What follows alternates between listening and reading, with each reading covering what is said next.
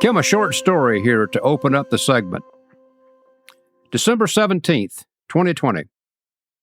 37 degrees Fahrenheit, northeast Ohio. I had about a dozen suicidal bees collecting water at my spring/summer/fall watering device. They were covered in frost. Those in the water were at death's door. It looked like an absolute desperation water run. What was up with that? Boy. Well, my first thought is the easy one. They were born water collectors and they're going to die water collectors, and that's all they know how to do. So they wake up in the morning and it's time to go get some water. I don't think that's it, though. Well, let's talk about what you're guessing, what I'm guessing that it might be. Are you okay with that? Yeah. Hi, I'm Jim Tew. And I'm Kim Flottam.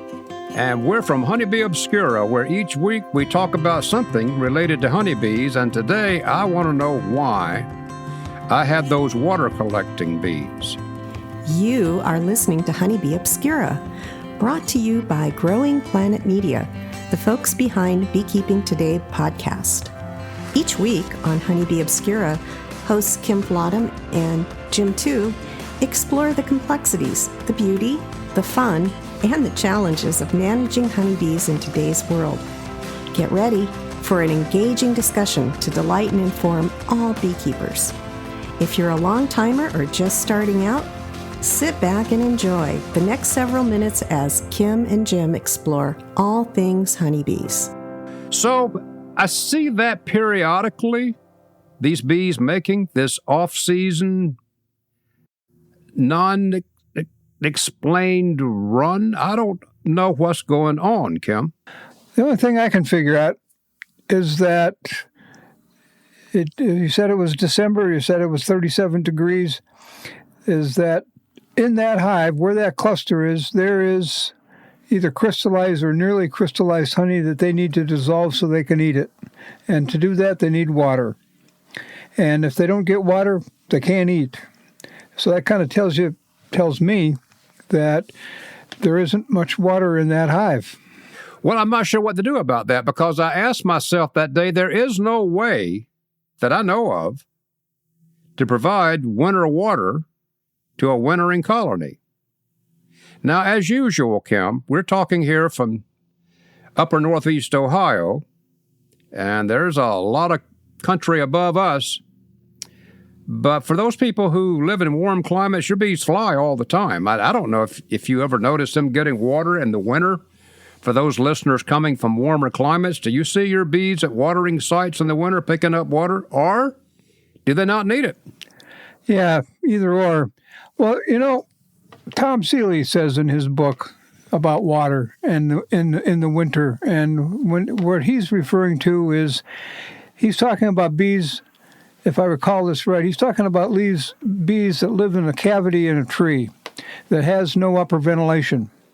And air comes in, cold air in the winter comes in, and it condenses on the bottom half of the hive where it starts to hit the area that the cluster's in that's warmer than outside. So you get some condensation. But that's where it's going to condense, is on the sides and towards the bottom. So bees always have a place, in theory, according to Tom, bees have a place where they can go not very far and get some water to dissolve that honey, or water to drink. I mean, just to have liquid. So it's right in the hive. Now, you and I, or lots of people, we provide upper ventilation. And what that does is it removes that warm air that the bees are generating in the cluster up and out of the hive, so there's no condensation. And forever, we've always been taught to make sure there's upper ventilation, because if you don't, the warm air will rise, condense on the bottom of the inner cover, and then drip down on the bees, and they get wet and die of being wet. Okay, everything you're saying is I agree with. When I say I agree with, it means I've read and understand as best I can what we're talking about. But the whole water thing is confusing to me, because if I can quickly say those bees out collecting water that day, number one, in my confusing question list. What happened to bees forming a cluster at 57 degrees? That clearly didn't mean that bees won't fly at temperatures lower than 57 degrees. So I have to believe that back in the hive, the routine bees had formed the usual 57-degree cluster. So that's that going on. That was the first fundamental question I had, is what happened to those bees essentially being done. The second thing that comes up to mind here is that, there's a group. There are beekeepers amongst us who argue that this ventilation thing is not exactly the way to go, just for the reasons you said, that letting out that moisture-laden air also lets out the bees' moisture source. So that becomes somewhat confusing because, Kim, for 53 consecutive years of beekeeping, I've ventilated my hives in the winter. I just really guess I don't want to think that I've been wrong for 53 years, but when do you question things? So here's this water thing. These groups say that water is actually desirable, that bees want to be around 41 degrees Fahrenheit, which for me would be uncomfortably cool. And get ready for it.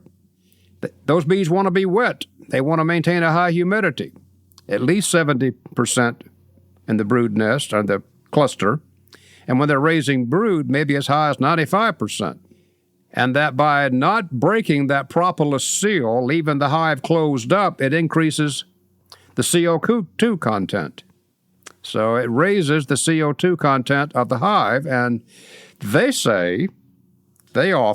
posit that higher CO2 content puts those wintering bees in kind of a moribund stupor, where their metabolic activity is lowered and is as consumption efficient as possible. So does all that make any sense to you? You had some comments on CO2 production and use inside the hive. We talked to the people at the University of Washington who are looking at environmentally controlled building overwintering, and they're looking at what levels of oxygen or what levels of CO2 to provide inside those buildings for mite control. You get a lot of CO2 in there, and you will start seeing mites drop, and without harming the bees. That's kind of where that CO2 thing came. But what you got to remember is, even in the lowest, absolute coldest middle of winter, that queen is still laying some eggs. The study in Connecticut a bunch of years ago, the queen was laying in the middle of December about 30 eggs a day. That's 30. Yeah. But it's not 1,500, but it's 30 eggs a day. So those larvae got to have food. They got to have royal jelly, and then honey and water. And so there's stuff going on. Those bees may be in kind of a stupor on the outside, I'm guessing, of the cluster, but in the inside, things are still probably going about normal.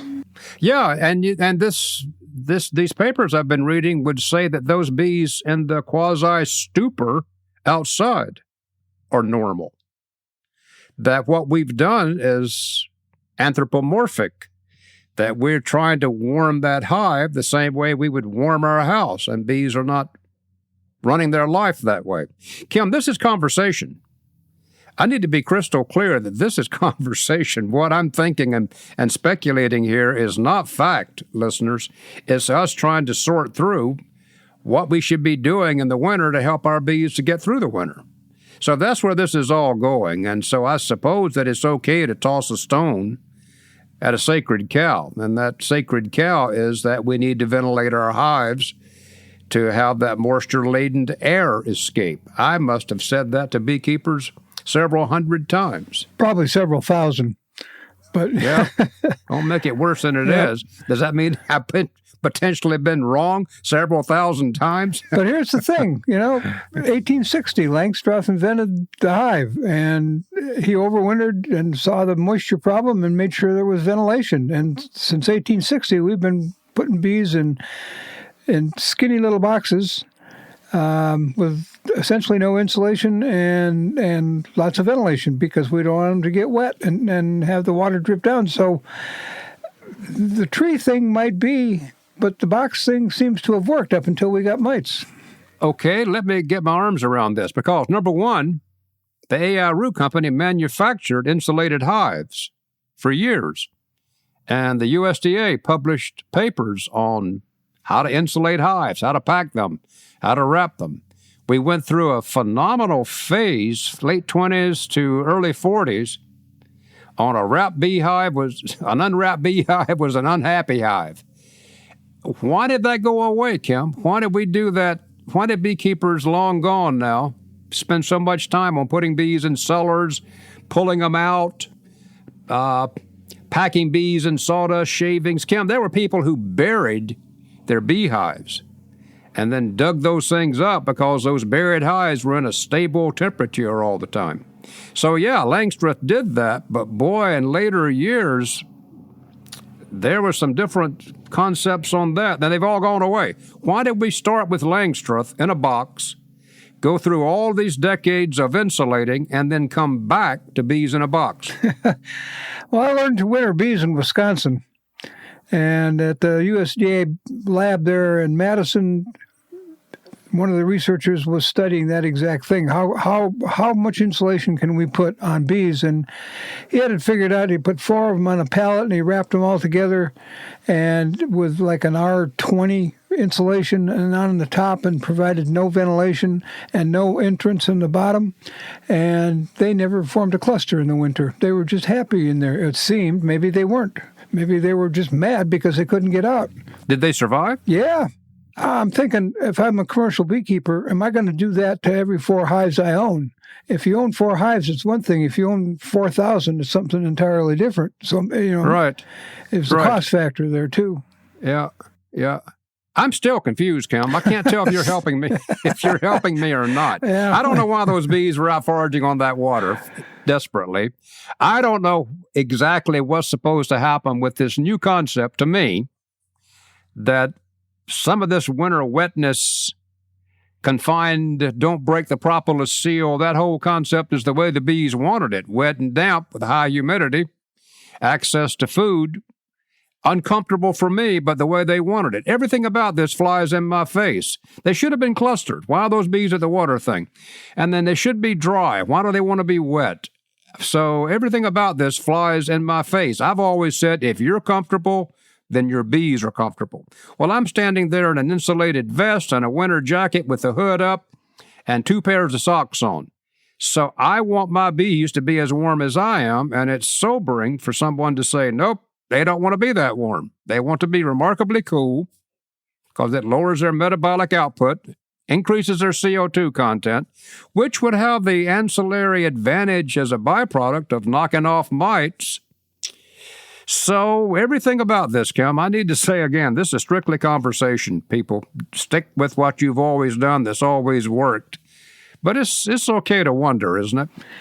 Yeah, and then the one thing you got to throw into the conversation, though, is that all of our history, most of our history, I guess I should say, didn't include Varroa. And that's changed the equation. And the Varroa and the viruses, is that changing the physiology of wintering bees? Is that changing their ability to, do the things they were doing 50 years ago in wooden boxes? Or is it giving them an ability to do things in a wooden box that they could do in a tree? I'm just guessing. I'm like you. Let me just take a minute. We'll hear from our sponsor, and I'll come back and we'll see if we can lay this thing to rest. Now that the honey harvest is over, it's time to think about winter. It's important to make sure your bees have enough stores to get them through to spring. Visit betterbee.com/syrup to learn how to make your own 2-to-1 sugar syrup for fall feeding, and to shop for a hive top or in-hive feeder to make sure all your bees get fed. Remember to stop feeding sugar syrup once your daily temperatures consistently dip below 50 degrees Fahrenheit. Visit betterbee.com to learn all about fall feeding. Better Bee, your partners in better beekeeping. Kim, when it comes down to it, just in a couple of weeks here, I'm going to go out and I'm going to do what I've always done. I've already tried to knock the mites off. I'll do a treatment later on in the winter. I'll do my best to control mites. I'm going to leave plenty of honey. I'm going to reduce the entrance. I don't know if I'm going to try insulation techniques or not. I don't know. I'm not a scientist in any way now. So, in the younger man, I would say I'm going to wrap some hives and I'm not doing all that. It's probably going to be too much work. I think I'll just keep watching the literature, and I'll let the younger people with better minds continue to explore this, while I continue in a very old-fashioned way to do what I've always done. Is that something that causes you and the listeners to think less of me, or what? No, I think that's pretty much what all of us do, or most of us do. And I will say one thing this year. I'm watching more baseball this year than I've watched in a long time. So I'm watching Cleveland heading for the World Series. Let's see what they can do, huh? Where did that come from? Well, that's kind of what I'm doing this year. Well, that doesn't help me with my bee wintering thing at all, but it does leave me in a better frame of mind. What are you going to do? Are you going to do any packing or insulating? We talked about that in a previous segment here just a few days ago. Or what does all this mean to you? Just I'm not changing anything. I've got all the winter food on all the hives. I've got the entrances reduced, and now that the guy on television told me about frost and low spots, I'm going to go put on that plastic sheet of insulation I got just to keep the wind from going through the cracks, and call it another year. Well, we sound like two old guys. I'm going to do what I've always done. You're going to do what you've always done. Don't bother us with all this new stuff. We've got our minds made up. There you go. All right. Thanks for listening to everybody. Kim, thanks for talking to me. Yeah, take it easy. Stay warm, guy. I'll do my best. All right. Bye-bye.